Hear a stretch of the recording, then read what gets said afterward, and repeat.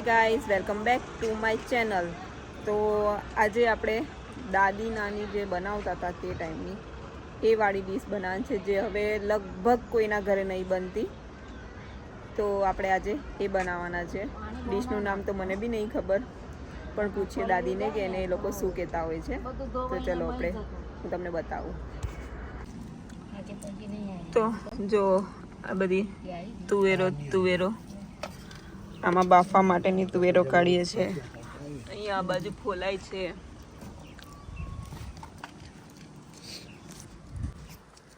પાછી આ કોઈ ખેતરની નથી, વેચાતી લઈને ખાઈએ છીએ. તો બી આટલી બધી ઢગલો ખેતરની હોય તો આ લોકો સવારના નાસ્તાથી માંડીને રાતના ખાવાના સુધી તુવેરો જ ખવડાવે.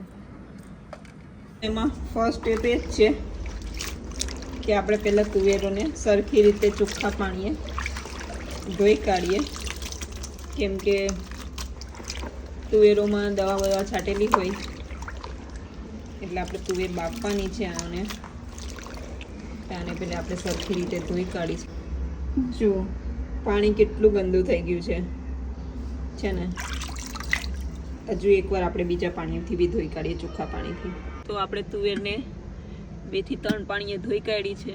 હવે એને આપણે બાફવા મૂકીશું. આમાં છે ને આપણે પાણી ઓછું લેવાનું છે.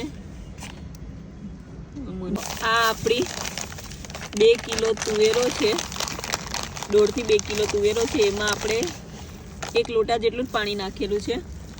અને હવે આપણે એમાં મીઠું ઉમેરીશું સ્વાદ અનુસાર.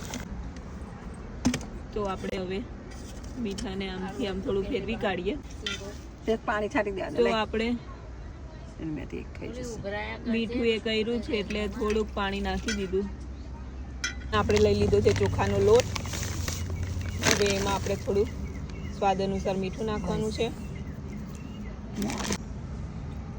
હવે આપણે આમાં અજમો નાખવાનો છે.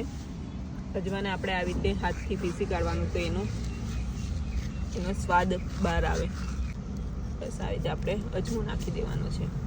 હવે આપણે આમાં તીખું મરચું નાખેલું છે થોડુંક, એટલે ઘરે જે રીતે તીખું ખાતા હોય એ રીતે. હવે આપણે એમાં થોડી હળદર નાખીશું. તો હવે આમાં આપણે ધાણા જીરું પાવડર નાખ્યો છે અને થોડો ગરમ મસાલો નાખી દીધો છે. તો આને આપણે મિક્સ કરી દેવાનું છે. આમાં તેલનું મોણ નહીં નાખવાનું. આનો લોટ આપણે બહુ ઢીલો બી નહીં બાંધવાનો, જેમ રોટલા બને ને એવી રીતે જ કરવાનું છે.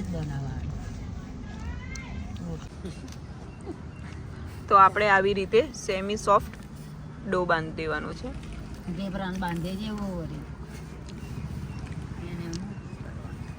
આજની રેસીપીમાં દાદી ઇન્સ્ટ્રક્શન આપશે, અમે ખાલી ફોલો કરીશું, કેમ કે અમે બાપ જિંદગીમાં કોઈ દિવસ નહીં ખાધું.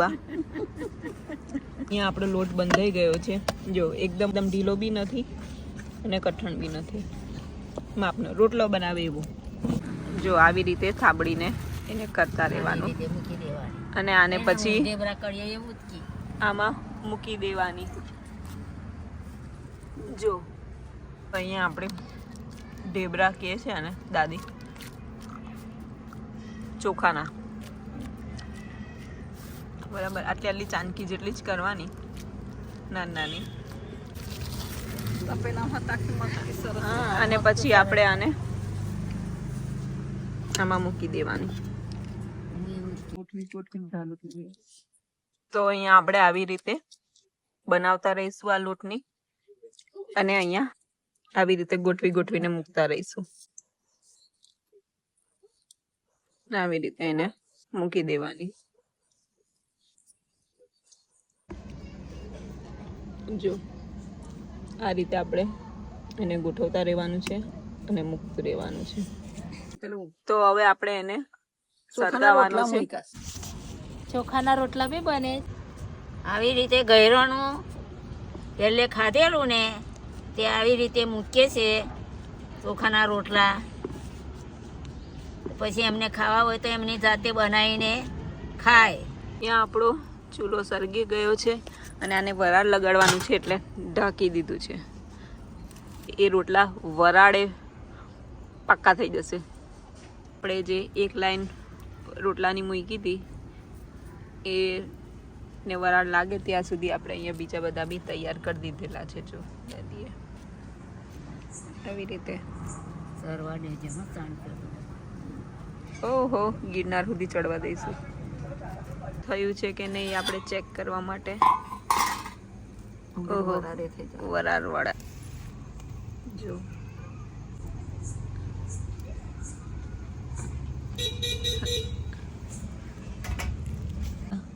ઢીબરા ના એટલે ચોખાના રોટલા. તો અહીંયા આપણા ચોખાના રોટલા એમ તો થઈ ગયેલા છે. નાના એક આપણે ટ્રાય કરીને જોઈએ કેવું લાગે તે. એકદમ ગરમ ગરમ છે. તો આપણે બીજી વારની લાઈન મૂકી દઈએ. એમ તો એક આમટી મુકાય પણ અમારાનું થોડું મોડું આવું છે ને એટલે અમારાથી મુકાય એવું નહોતું. ચાકી જવું ઉત્કર્ષ હવે.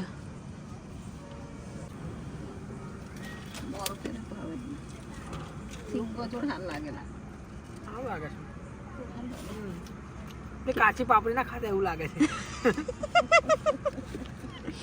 એટલે ગયડા વધારે જીવતા હતા. જો જીરો ઓઇલ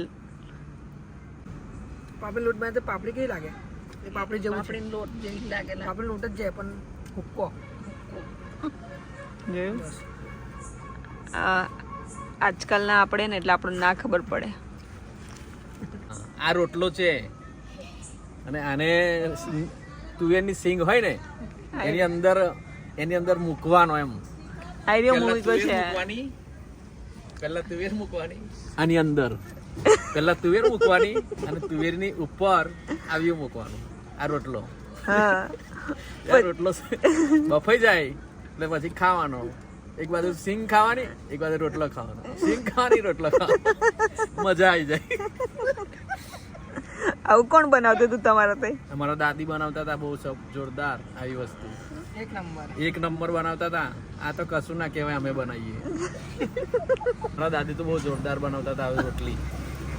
ચાનકી કહેતા હતા ને તો ચોખાની. હા, અને આવી ચાનકી ભાઈ છોકરાને માથું દુખે ને તો ઉપર મૂકે અહીંયા કર. એ ઘઉંની કહેવાય. ઘઉંની ચોખા. આનાથી મટી જાય. અને બહુ સરસ લાગે છે. જો ખાઈએ અમે. બહુ ફાઇન લાગે. બહુ ફાઇન. સિંગો બાફીને અંચોર ખાવા. દાદી આ ચાનકી આટલો મોટો તપેલો ગામડે મૂકે અને એની પર આવી નાની બનાવી ને પછી છે ને બધાને થોડી ડીશોમાં આલે ને પછી આ એક એક ખાવાનું. ડુંગરમાં એવું ખવડાવતા હતા અમે લોકો. ડુંગરી આવું બધું ખાતા હતા. પણ લોકો જીવતા હતા કેટલા? બહુ જીવતા હતા આવું જ ખાઈ. અને હવે ની હવે તો બધું પિઝા, આ વાળી બર્ગર, નૂડલ્સ, ચાઇનીઝ, મંચુરિયન, બસ એ જ જોઈએ એટલે જોઈએ. આવું તો ખાવાનું ગમતું જ નહીં છોકરાઓને. સારો સ્વાદ મળે એ તો એમને ગમતું જ નહીં. અને પેલું મંચુરિયન ના પિઝા બનાવી, આજે પિઝા લઈએ ને પિઝા, આ પિઝા જ છે. આ એક જાતના પિઝા જ કહેવાય પહેલાના જમાનાના. તો અહીંયા આપણી તુવેરો બફાઈ ગઈ છે. અહીંયા આપણા શું કહેવાય ચોખાના રોટલા થઈ ગયા છે. કેવા લાગ્યા પપ્પા? જોરદાર.